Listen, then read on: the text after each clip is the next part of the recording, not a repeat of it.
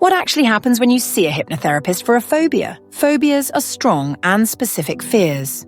They can be triggered by many things, like spiders, flying, elevators, or public speaking. And the reaction can feel overwhelming, even when the person knows logically that they're not in real danger. The reason why it can feel so intense and hard to control is because it doesn't come from logic. It comes from the subconscious mind. A phobia is more than just discomfort. It's a conditioned response, a learned association where the brain has paired a neutral stimulus with danger. That pairing can happen after a frightening experience, or sometimes for reasons that aren't consciously remembered. Once the brain makes that connection, it learns quickly. It doesn't ask whether the fear is accurate, it just stores it for the future. When the phobic trigger appears again, the amygdala, the brain's alarm system, lights up. Stress hormones flood the body. The heart races, muscles tense, breathing becomes more rapid. This is the fight or flight response. And in the case of phobias, it's often activated unnecessarily. Over time, the fear can grow stronger, and people end up organizing their lives around avoiding the trigger altogether. This is where hypnotherapy can become a useful support. It works with the subconscious, the part of the mind that stores emotional memory and automatic responses. While it isn't a quick fix or a replacement for medical treatment, it can create conditions where change becomes possible. There are several techniques that can be used depending on the client and the nature of the phobia. One approach is gradual desensitization through visualization. In a relaxed, focused state, the mind becomes more receptive to imagined experiences. The hypnotherapist guides the client to mentally picture the feared situation, but in a calm and controlled way. The goal is to allow the brain to experience the trigger without triggering panic.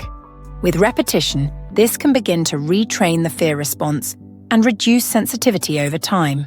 Another technique sometimes used is reframing. The subconscious often holds outdated or exaggerated beliefs like planes are unsafe or spiders are dangerous.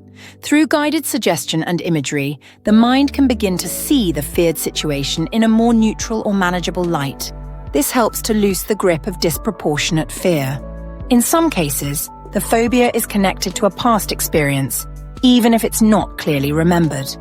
Hypnotherapy may help bring awareness to those early associations and reduce the emotional charge they carry. The aim is never to relive trauma, but to reduce its impact on the present.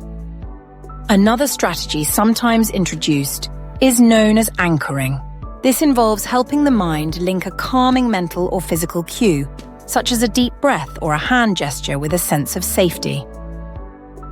Over time and with practice, that anchor can be used when encountering the phobic trigger to help shift the emotional state more quickly. What sets hypnotherapy apart is that it often targets the automatic response itself, not just the thoughts about the fear. Instead of trying to convince yourself you're safe through logic alone, the work happens at a deeper level.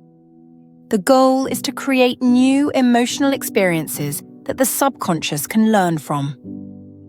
Overcoming a phobia doesn't mean jumping straight into your worst fear. It means building trust with your nervous system, one step at a time.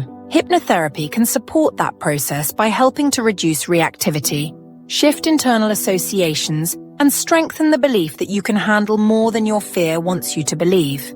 Because that's the core issue with phobias. The fear feels absolute, like something that will never change. But fear is a learned response, and what is learned can be unlearned. Hypnotherapy doesn't erase the fear, but it may help the mind respond differently, in a way that reflects what's actually happening, rather than reacting based on what the brain has learned to expect through exaggerated fear.